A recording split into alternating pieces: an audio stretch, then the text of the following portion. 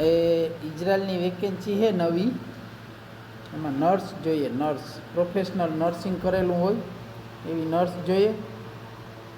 વિસક અત્યારે જોઈએ, પછી આગળ જોવે તો કહેવું. અને કલાકના 40 રૂપિયા આપે છે.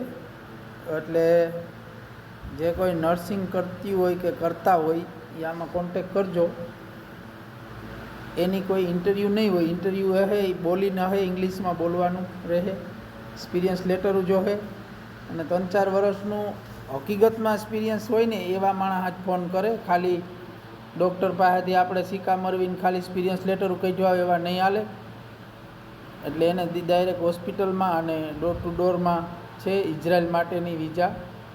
જે કોઈને રિક્વાયર હોય નર્સિંગની 2,30,000 જેવો પગાર છે, એથી પણ વધુ છે, ઓછા નહીં. અને